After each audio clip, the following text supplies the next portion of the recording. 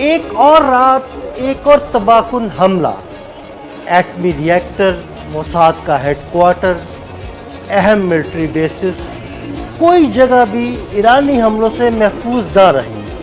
ایران نے اب تک اسرائیل میں کتنی تباہی پھیلائی اور کتنے صہیونی جہنم واصل ہو چکے ہیں، آئیے آپ کو تفصیل سے بتاتے ہیں۔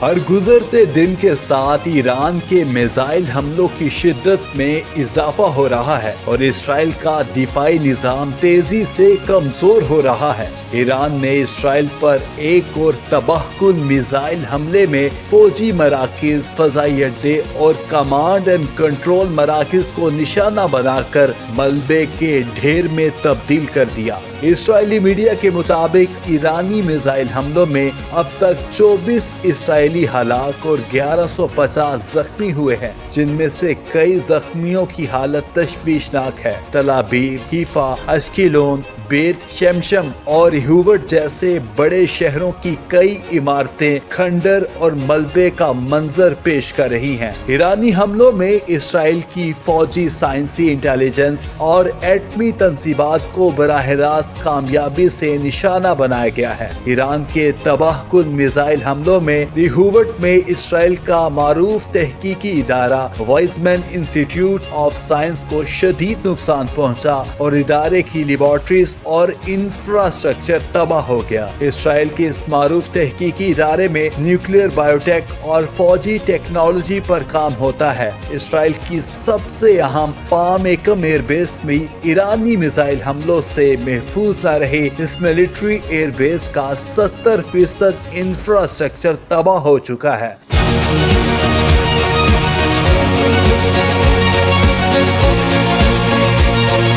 ایرانی حملے میں امریکہ اور یورپی ممالک سے اسرائیل آنے والا اسلحہ بھی تباہی کا شکار ہوا ہے۔ یہ military air base drone, space launch اور بیلسٹک میزائل پروگرام کا بنیادی مرکز ہے۔ یہود میں واقع اسرائیلی ایروسپیس انڈسٹریز بھی ایرانی حملوں سے محفوظ نہ رہی۔ ایران کے تباہ کن حملے سے اس کی پروڈکشن لائن مکمل تباہ ہو گئی۔ یہاں پر میزائل، ڈرونز اور سیٹلائٹ سسٹم تیار کیے جاتے تھے۔ ایرانی میزائلوں نے دیمونا میں واقع اسرائیل کے خفیہ ایٹمی ری ایکٹر کی بھی اینٹ سے اینٹ بجا دی۔ اسرائیل کا یہ خفیہ ایٹمی ری ایکٹر جو ایٹمی ہتھیار تیار کرتا ہے، براہ راست 2 میزائلوں کا نشانہ بنا۔ ارزیلا میں واقع اسرائیلی انٹیلیجنس کا الیکٹرانک وارفیئر اور سائبر جاسوسی یونٹ بھی براہ راست میزائل حملے میں نشانہ بنا اور ملبے کا ڈھیر بن گیا۔ تل ابیب میں واقع اسرائیلی خفیہ ایجنسی موساد کا ہیڈ کوارٹر بھی ایرانی میزائلوں کا براہ راست نشانہ بنا۔ ایرانی میزائلوں سے موساد ہیڈ کوارٹر کا مرکزی دفتر تباہ ہو گیا۔ ایران نے تل ابیب میں واقع اسرائیل کا پینٹاگون کہلایا جانے والا اسرائیل کا سب سے بڑا عسکری اور دفاعی ہیڈ کوارٹر کیریا ملٹری بیس کا بھی نشانہ بنایا۔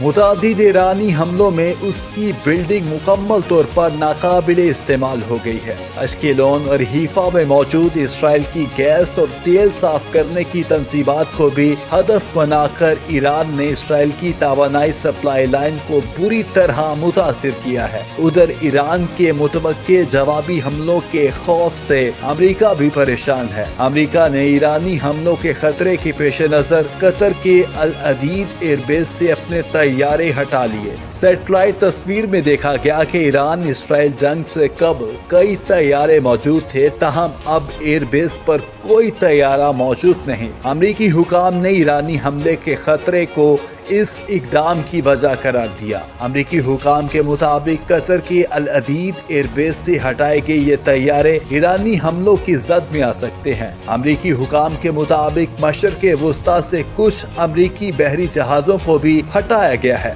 دوسری جانب قطر میں موجود امریکی سفارت خانے نے اپنے عملے کو العدید ایئر بیس تک رسائی سے عارضی طور پر روک دیا ہے۔ قطر کے دارالحکومت دوحہ کے باہر واقع العدید ایئر بیس مشرق وسطی میں امریکہ کی سب سے بڑی ایئر بیس ہے اور یہاں ایران اسرائیل کشیدگی سے قبل امریکہ کے کئی طیارے موجود تھے۔ یہ فوجی اڈا 1996 میں قائم کیا گیا تھا۔ یہاں تقریباً 10,000 امریکی فوجی موجود ہیں۔ یہ اڈا سینٹ کام کا فارورڈ ہیڈ کوارٹر ہے جو عراق، شام اور افغانستان میں امریکی کارروائیوں کا مرکز رہا ہے۔